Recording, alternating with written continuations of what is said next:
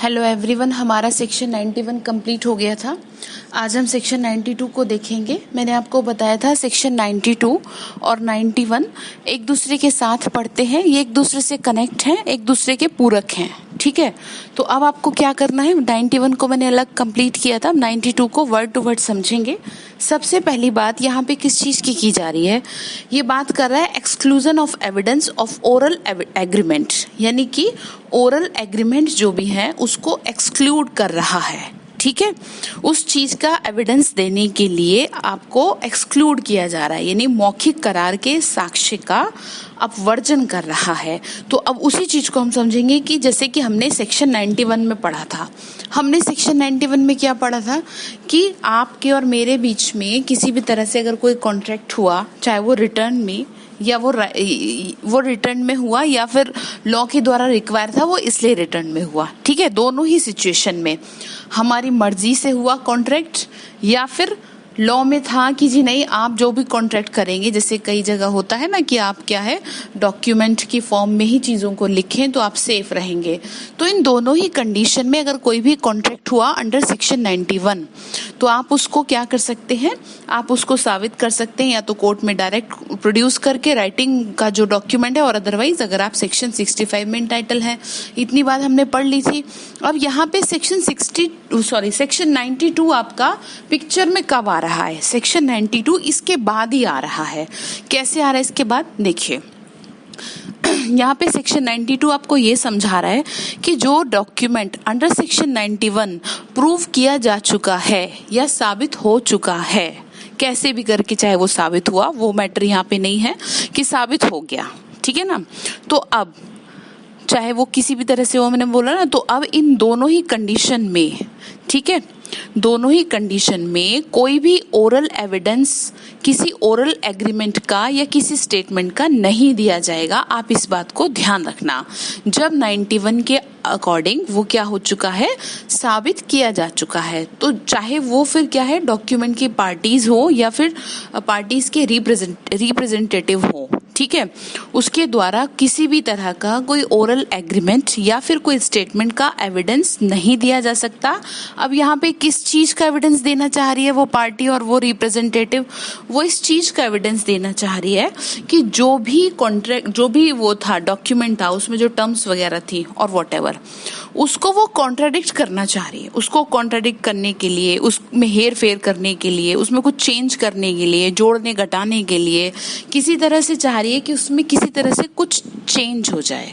तो अब आपको यहाँ पे ये समझना है कि आपको सेक्शन 92 बार कर रहा है, आप कोई भी एविडेंस नहीं दे सकते जब वो एक बार साबित किया जा चुका है। इतनी बात क्लियर।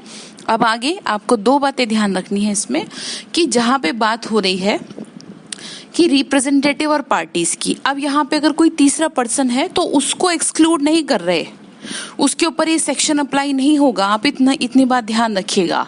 ठीक है, अगर वो है तो वो दे सकता है, यानी कि अगर 92 के अलावा कोई भी बात है तो उसमें ओरल एविडेंस को एक्सक्लूड नहीं किया जा रहा, आप उस चीज का ओरल एविडेंस दे सकते हैं।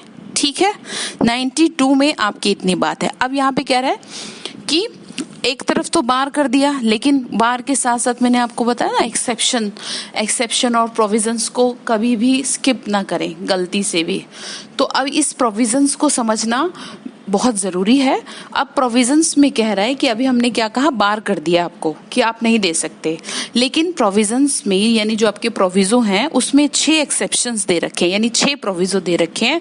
अब इन प्रोविजो में ये कह रहा है कि हाँ तुम क्या कर सकते हो, ओरल एविडेंस दे सकते हो। तो पहला प्रोविजो क्या कह रहा है, पहला प्रोविजो ये कह रहा है कि जहां पर कोई भी डॉक्यूमेंट में क्या हो गया है, किसी तरह से वो इनवैलिडेट हो गया है, ठीक है ना, कोई डिक्री है या कोई ऑर्डर है, इट मीन्स वो जो डॉक्यूमेंट है ना उसमें कुछ फ्रॉड हुआ है, किसी फ्रॉड तरीके से वो लिया गया है, ठीक है, या इंटिमिडेशन से क्रिएट किया गया है, या इलीगल तरीके से, या फेलियर ऑफ कंसिडरेशन हुआ है, और मिस्टेक ऑफ लॉ और मिस्टेक ऑफ फैक्ट हुआ है, या फिर वो फेक है।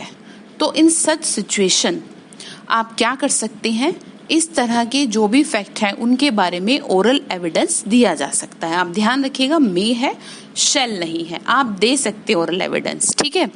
अब जैसे इसको समझने के लिए आप एक बात ध्यान रखना, जब कॉन्ट्रैक्ट होता है और कॉन्ट्रैक्ट अगर क्रिएट हुआ है किसी इलीगल तरीके से या किसी फ्रॉड से या अंडू इन्फ्लुएंस से, तो क्या हो जाता है, फेलियर ऑफ कंसिडरेशन हो जाता है, तो उसकी कोई वैसे भी वैल्यू नहीं रहती।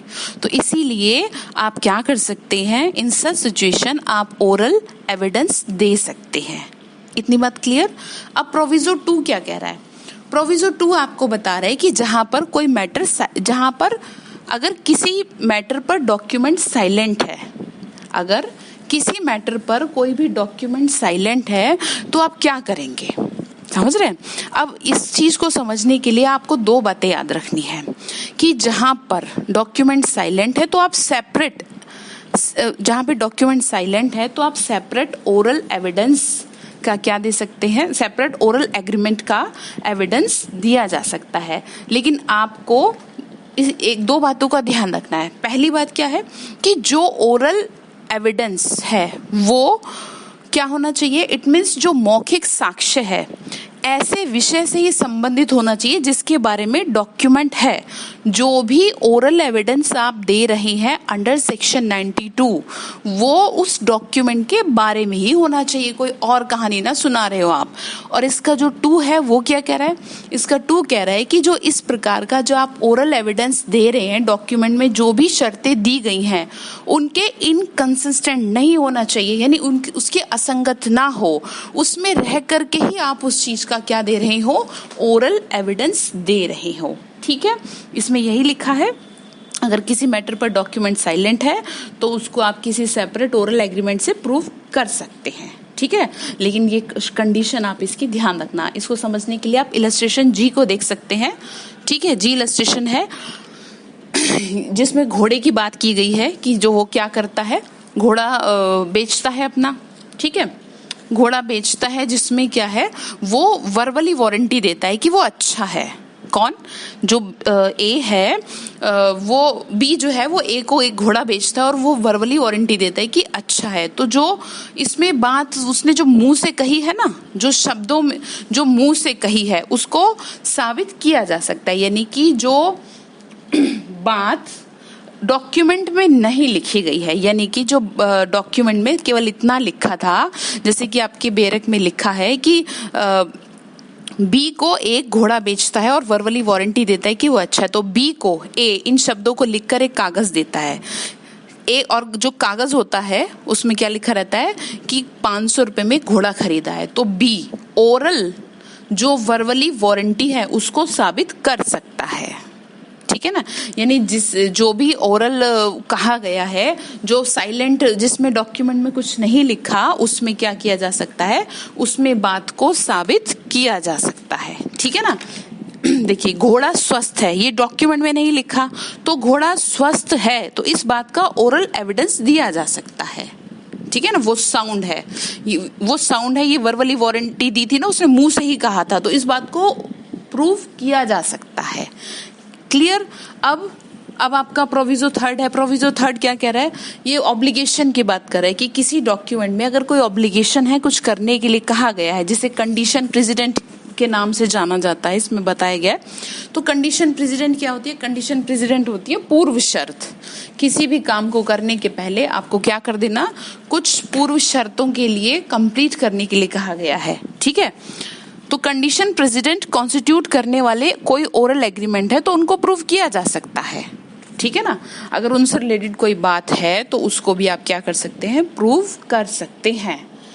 इतनी बात इसमें क्लियर हो गई आपको। जैसे कि देखिए सेक्शन 92 का जो प्रोविजो 3 है वो जो है इस प्रकार का ओरल एग्रीमेंट है कि जो लिखित शर्त तब तक नहीं लागू होगी जब तक कि कोई बल ना होगा, यानी कि जब तक कि कोई कंडीशन प्रेसिडेंट नहीं की जाती, ठीक है ना।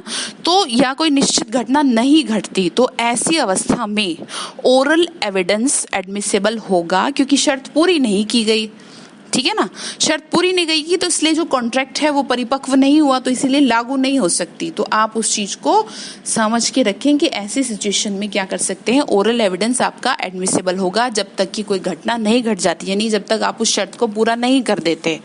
अब इसका प्रोविजो आपका आता है, प्रोविजो 4 आता है।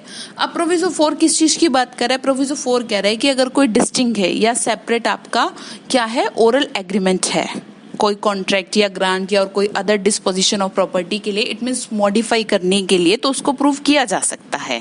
लेकिन कब नहीं किया जा सकता, आप इस चीज का ध्यान रखेंगे, इसकी 2 कंडीशन है कब नहीं किया जा सकता, जब वो लॉ के द्वारा रिक्वायर्ड है कि रिटर्न में ही होना चाहिए।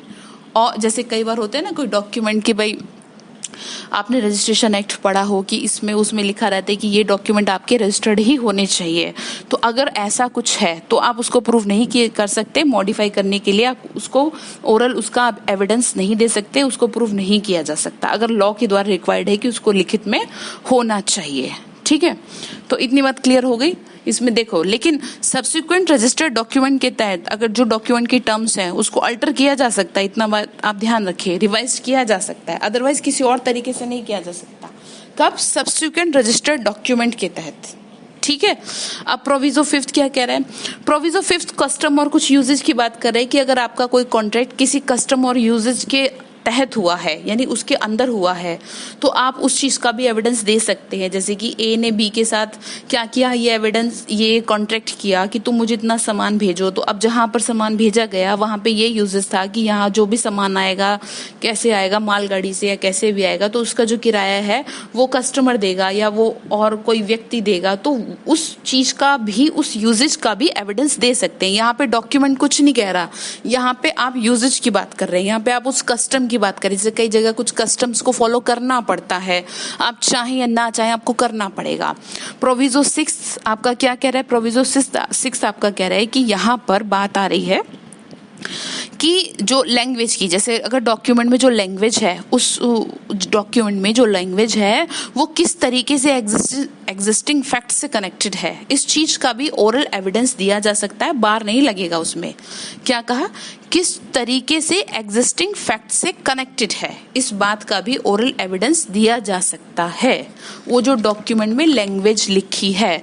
तो आप इन बातों का ध्यान रखिएगा, सेक्शन 91 और 92 को एक साथ पढ़ें, लेकिन दोनों के डिफरेंस को भी अच्छी तरह समझ के रखें, क्योंकि डिफरेंस बिटवीन देम आ सकता है।